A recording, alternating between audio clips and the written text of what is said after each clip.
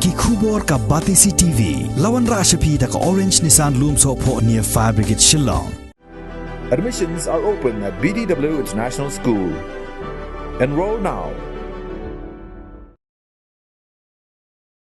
Menteri Rang Baka Jelau Konrad Kongkal Sangma Haka Santrik Unai Weng Arajar Arpaway La Pelat Paidbah Kakot Balai Kerteng Water Crisis Yakabala Thoh de Nonghikai Jongka Synod College Haka Jing Pelat Paidbah Ekni Kakot Dasak hilang do MP ka Raja Sabha Dr. W.R. Kharluki Principal ka College Dr. Richard M. Lingdo Lembat Nonghikai Jongki Department Baper Jongki College. The content of this book is basically, an insight on the multi-dimensional, interface of water, which with the myriad days of the day-to-day societal and environmental issues. Hence, the book, it comprises of papers which dwells largely in subject matters of water in relations to the socio-cultural, scientific, geopolitical relationship, economical and developmental settings all across the globe, particularly here in our own country. The book also features some genuine scientific analysis and technological innovations that indeed could become useful in the various quests for better utilization and economical usage of water.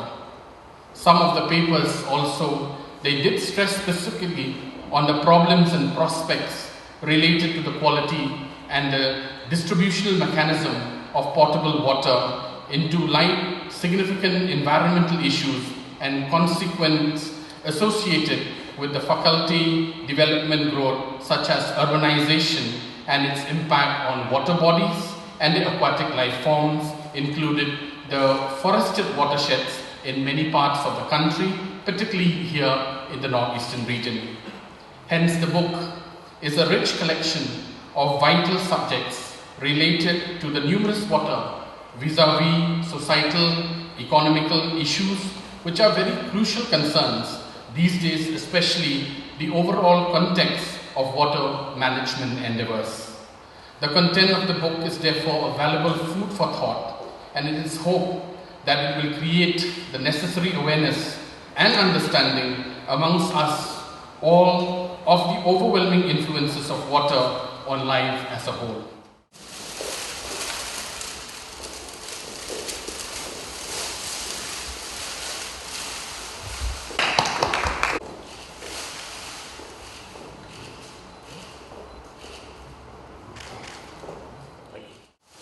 We cannot deny the fact that water is an essential resource and its life supporting cannot be argued.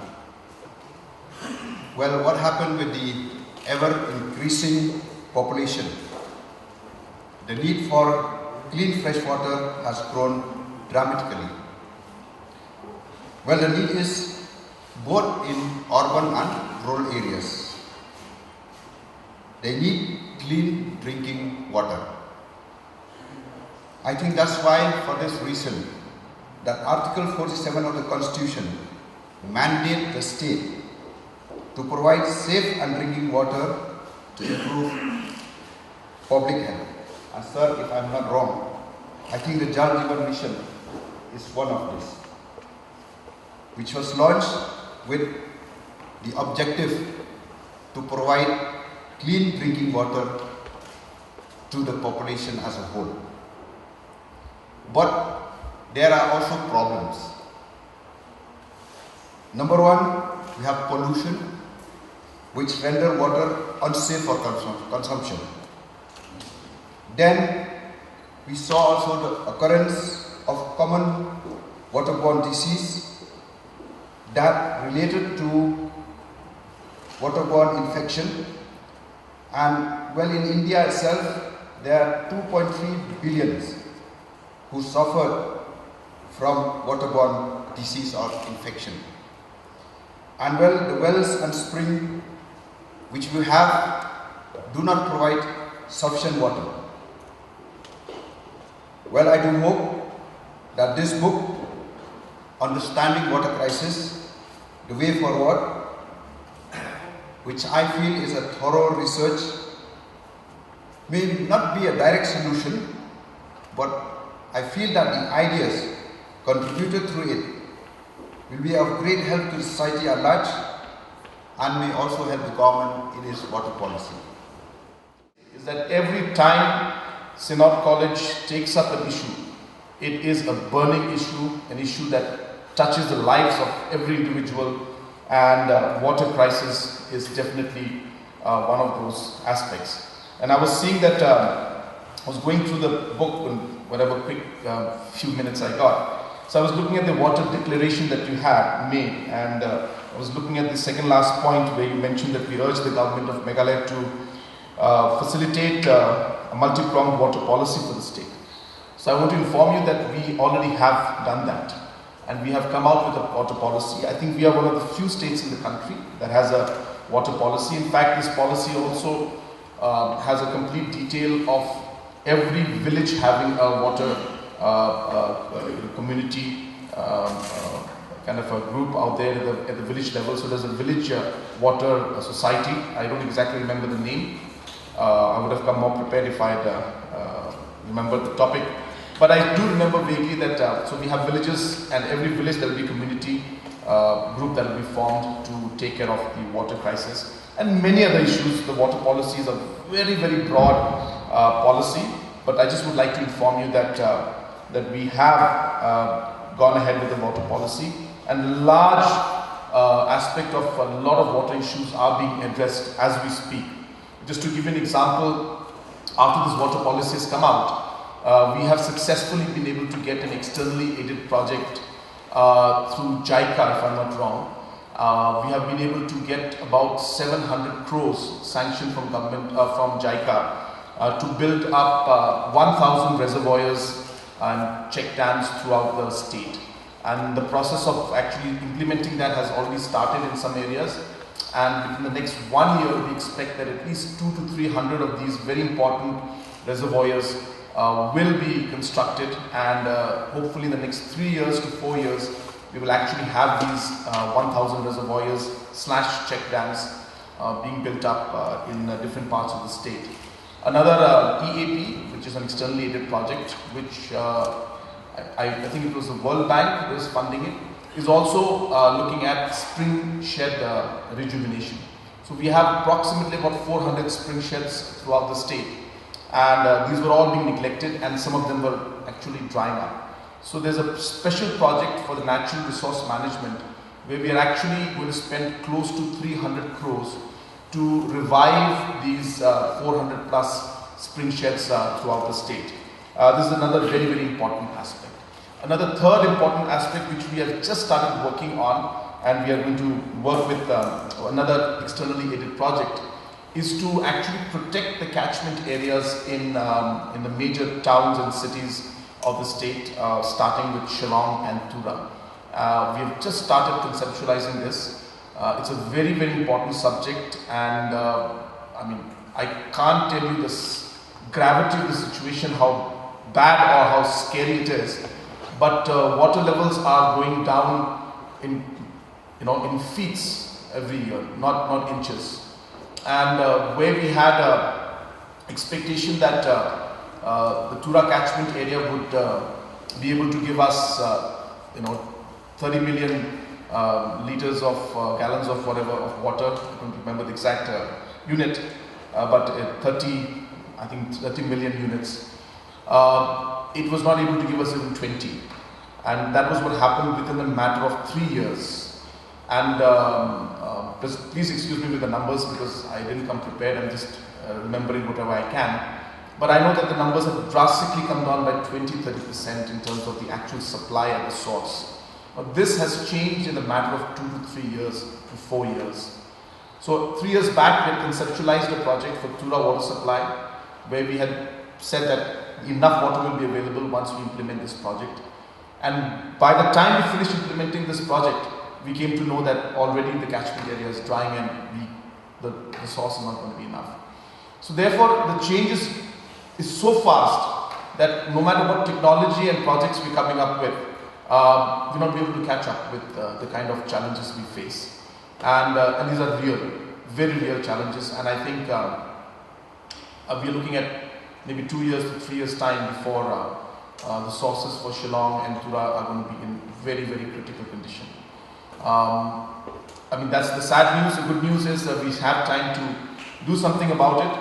We have, as I said, obviously started conceptualizing the project for the catchment area protections for these two cities, towns.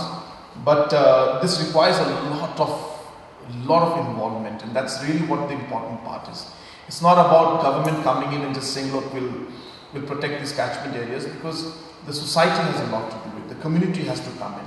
The community depends on these forests and their products, and therefore we have to create livelihood for them. We cannot just simply tell them, don't do the June cultivation anymore, don't cut these forests, because before we tell them that, we'll have to actually give them an alternative livelihood source. So it's a large exercise which we need to do, and hence we are actually going for a massive agro and tourism, food processing, self-help group, entrepreneurship program, where we realize that until unless we're not able to create an alternative source of income for them, we cannot simply pull away the people from, rules can be made, but they will only be partially effective if you're not able to create the livelihood for the people. So these are the kind of challenges that we're facing today when it comes to water, and that's why I mean, I can go on and on, and I mean, I'm sure this book has covered almost all these subjects, and I was going through the different papers that are there, subjects that are there, topics, and it's covered a variety of issues. Even I'm most happy because it covers a lot of local issues. There's a lot of papers and research being done on what is happening in Khasi Hills, in Karo Hills, in Nagaland. So it's a very, very northeast specific issue, and another issue that is very important is that we have to realize that the region has to work as one. So when we talk of water management, and there's a chapter on that also, I could see that how interstate relationships on the water will be there. It's a very interesting read. I'm sure there'll be a lot of things that I as a policy maker will be able to learn from this. And obviously, if we will require your support and help to further do more research on those topics, it will be of great help. But as I said, I can go on and on this. It's a very passionate subject for me also. But I will not take too much of time. But once again, would like to congratulate the Synod College and the entire team for having done a wonderful job of really having the conference and ultimately taking it to the logical conclusion of coming out with a publication and a book with different very important research articles in the book, which I'm sure will help all of us in the long run. Raja Agassi, Assistant Professor, Department of Architecture, Nehu Shillong. Dr. Charles Ruben Lingdo, Head and Associate Professor, Department of Political Science, PG, Synod College.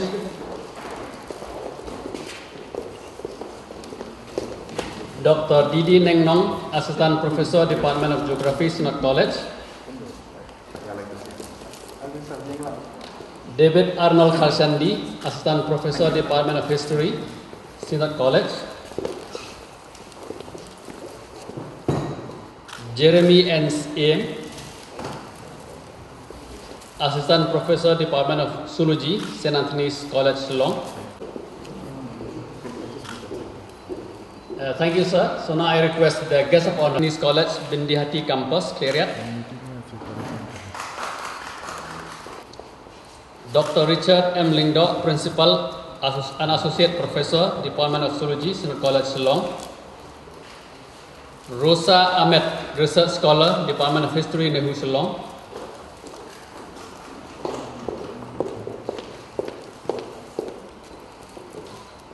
S. Hayong, John Roberts, Theological Seminary, Mauklak.